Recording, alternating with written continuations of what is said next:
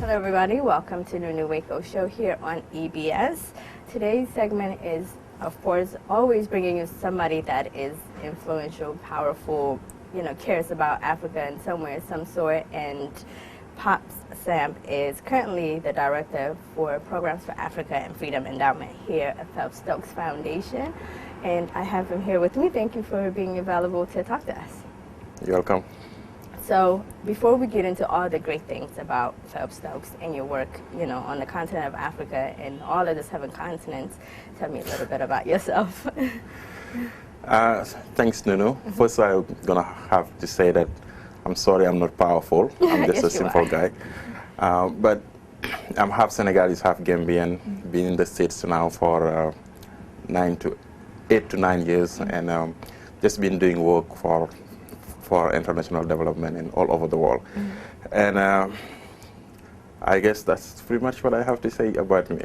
No. So tell me about, growing up as half Senegalese and half Gambian. How was your childhood like? That's a good question because I spent most of my childhood in Senegal, but I was going to Gambia for like every 3 months. And because my father is a Senegalese and my mom is a Gambian. Okay. So my father came from a very religious family.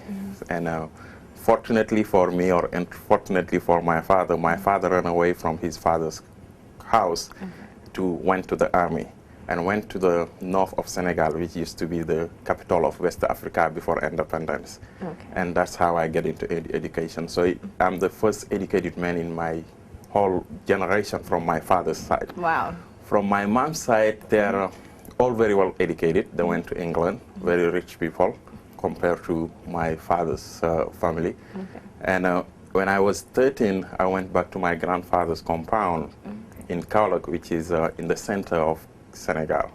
And just realized that there is a big difference between where I grew up, which is Saint-Louis, used to be the capital of West Africa, and Kaolack, which is the center.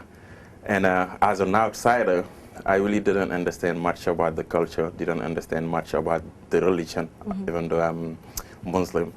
And just was trying to do something to bring people together, especially women and youth. And at 13, I decided to just gather all the women, but mostly my mom's friend, and ask them, what can I do to help? Because they were working from sunset to sunrise, doing everything for us, for my dad and my family. And because of that, I wanted to do something help. When I gathered them and asked, what can I do to help? They said, we just needed some time to relax.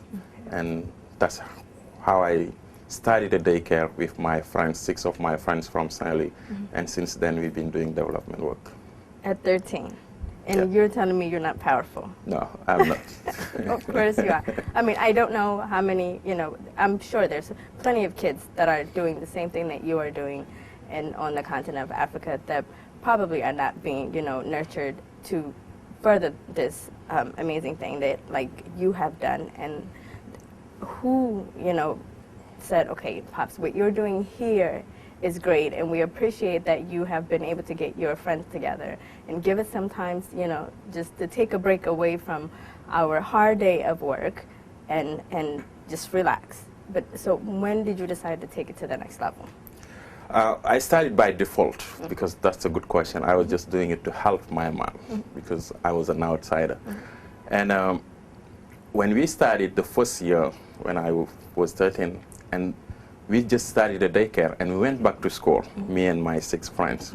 So the next year, we came back and said, we're just going to look at what we started here. So we gathered them, my mom's family, friends, and said, how was it? How does it feel to just have the kids go to school all day? And they started complaining and saying, oh, we have too much time. So I said, who are you? What are you talking about? So we said, okay, then what do you want us to do? You wanted to have some free time. Now you're complaining about having a lot of time. Right. And then we said, okay, since you have too much time, we need to do something about it. So we thought about it and we said, maybe we should start a vocational training center, because they have time, they don't have any skills, they didn't go to school. So maybe starting a center where they would learn knitting, sewing, all those things can help them. So we started that the second year. Okay. So I think that's when we started taking everything you know, off the ground and started making a real job, because every year we'll come back. The next year we went back and we started a literacy program, just teaching them how to read and learn French and how to write Wolof, which is the Senegalese national language. Okay.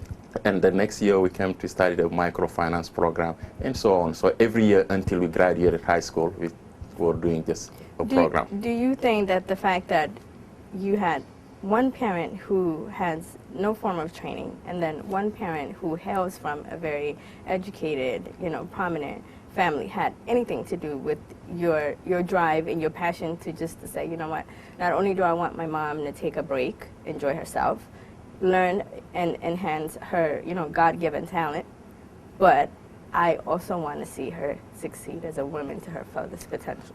Exactly, you hit it right. That's exactly what was the problem. Like I told you, my mom, she's the only one who didn't go to school from her family, her whole family. My dad was the first one who ran away from his father's compound.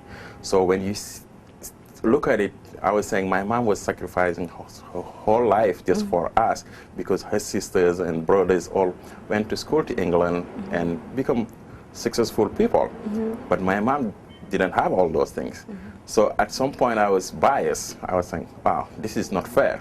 So I was trying to do something to just support my mom and help my mom. So that's where everything started. That's why I'm saying I started by default. So whatever I was doing and whatever I'm doing right now, it's because of my mom. Okay. So when you started that, and did you go to college in Senegal, or is that when you came to the U.S.? No, when I started, that was in Senegal. So I finished high school in Senegal, and then I started working at the same time in going to school in Senegal. And then through work and schooling, I started doing work in West Africa and going to Europe, in France to Canada, Italy. And then I came here in 2004. And I didn't come here, honestly, for school. Okay. I came because at some point I just didn't like the way we do international development. And I never wanted to do anything with Western people, honestly. So I was training Peace Corps volunteer in Senegal. I worked with JICA, the Japanese volunteer. And then I became the president of the youth in Senegal. And then I was hired by the government to train the youth all over the country. And then at some point, there was this Peace Corps volunteer people that I worked with, and they went back, meaning they came back to the States.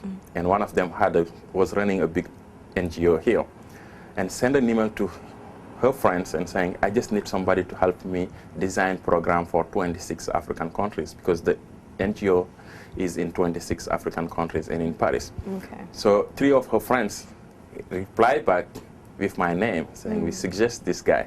And she happened to be somebody that I worked with. And then she called me, emailed me, and said, do you want to come help me with this? So I said, no, I don't want to come to the U.S. But so my you turned uncle, down a lifetime opportunity that people would... At the first time. Yes. But my uncle was able to convince me, because my mom's side, they went to school. So my uncle said, you should go. One, you have done almost work everywhere except the U.S. That would be good for you to just learn about the American culture. And second, that would be good for you to go just do more education, more schooling.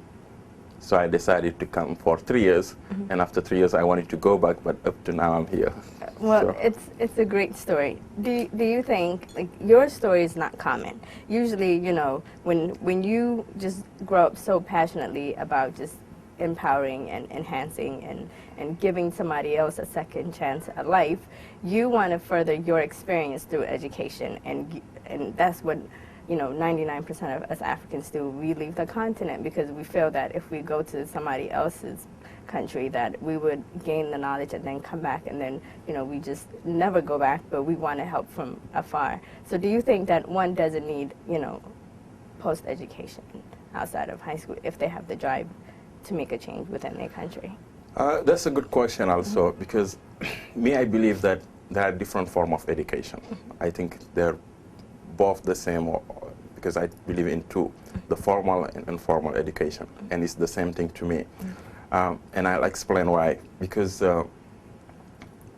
most of my life, what I learn it through doing stuff. So it's the informal education. I was a consultant when I was 17. I started an organization when I was 13. I didn't learn it from anywhere. I was just doing and learning. And maybe with help and support from others and prayers, I was able to be successful. There are people who have so many degrees and they haven't been able to do anything. Absolutely. But at the same time, we have to understand that in life, you need both sides. You need the theoretical knowledge and the practical knowledge. You need to know how to do it, the know-how, and you have to have to be able to apply those knowledge into a real world. So I believe in both, but I think they're both equivalent. They're both the same. So how has, coming to America to work with this young lady has, enhanced you as a person? A lot. Because the first thing I would say is I didn't want to do with any Western world people, right, because I had my own opinion, which has changed a lot. Which was they're coming to Africa to tell us what to do, how they should do it, how we should do it with our own resources. Exactly. And I was totally against that, which I'm still against. Yeah. So that has changed because I believe that it's not everybody's like that. It's just few people who are like that. So you cannot just picture or define a country based on few people. So that has changed. I have a bigger mind, I have an open mind, and I can see things differently. That's one. The second thing, I was able to meet people from all over the world that I didn't meet or haven't had the chance to meet, even though I travel a lot. So that's another thing. And third, it makes me appreciate how much I had back home and how much I left there.